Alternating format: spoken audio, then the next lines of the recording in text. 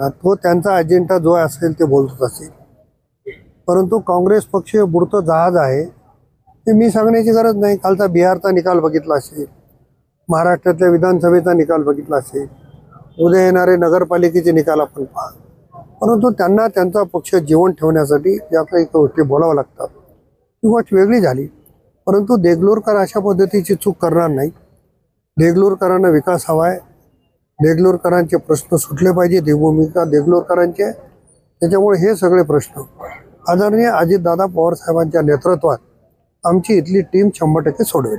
महाराष्ट्रात युती आहे भाजपसोबत असा गैरसमज पसरवला जात आहे की देगलूरमध्ये पण युती आहे असं गैरसमज काँग्रेसकडून पसरवला जात आहे. आता कोणाकडून काय पसरवल्या जाते हे मला माहिती नाही, पण भारतीय जनता पक्षाला सुद्धा 13 नगरपालिकेत उमेदवार उभा करता आले नाही ही स्थिती आहे. राष्ट्रवादी काँग्रेस पक्षाने सगळ्यात नगरपालिका, मुखेडमध्ये आम्ही शिवसेनेसोबत युती केली, किनवटमध्ये आम्ही भारतीय जनता पक्षासोबत युती केली.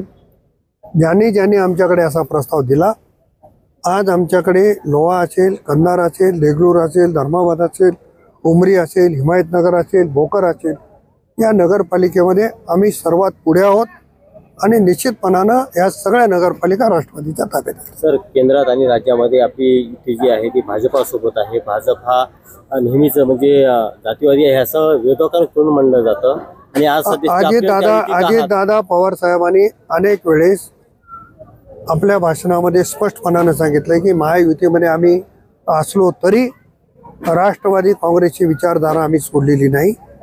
शिव शाहू फुले आंबेडकरांची विचारधारा घेऊन चालणारा पक्ष म्हणून राष्ट्रवादी काँग्रेसकडे सगळेजण बघतायत. म्हणून मी आता तुम्हाला माझ्या भाषणामध्ये सांगितलं की दादांकडे मंत्र्यांची संख्या कमी असली तरी सगळ्या समाजाला कसं प्रतिनिधित्व देता येते ते दादांनी दाखवून दिलेलं आहे आणि त्याच्यामुळे दादाचा पक्ष हा सेक्युलर पक्ष आहे असं माझं मत. अशोकराव चव्हाण यांनी सभा झाली होती, जनसंवाद सभा या ठिकाणी आले होते ते त्यांनी सांगितलं होतं की आम्ही तुम्ही जे आरोप केला होता की या ठिकाणी मर्केल या ठिकाणी आरोप केला होता तुम्ही या ठिकाणी जे निधी दिला होता खासदार असताना ते मोठ्या प्रमाणात तुम्ही खेचून आला होता, पण या संदर्भात विचार केला होता कोण प्रताप पाटील चिखलीकर असा त्यांनी कदाचित त्यांना ओळख नसेल पण त्यांनी केलेली चूक मी करणार नाही. मी त्यांना चांगलं ओळखतो. अजून शेवटचा प्रश्न होता सर, तुम्ही असं सांगताय की विकासाच्या मुद्द्यावरती 300 कोटी रुपये या ठिकाणी गटर करण्यासाठी लागणार आहेत आणि तुमचा एक अजेंडा आहे, तर किती नांदेडमध्ये राष्ट्रवादी काँग्रेस पक्षाला यश मिळणार आहे?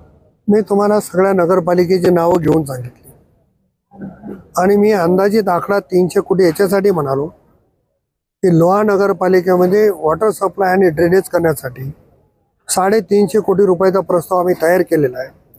दादाने त्याचे सर्वे करायचे आदेश निवडणुकीच्या पूर्वी काढलेले आहेत आणि लोह्यामध्ये त्याचा सर्वे सुरू आहे. त्याच्यामुळे लोह्यापेक्षा हे दुपटीनं मोठं असलेलं शहर आहे म्हणून मी अंदाज व्यक्त केला. कदाचित त्याच्यापेक्षा जास्तही लागतील, तर तो निधी दादाच्या मार्फत या देगलूर शहरामध्ये आणण्याची जबाबदारी माझी निश्चितपणाने राहणार आहे.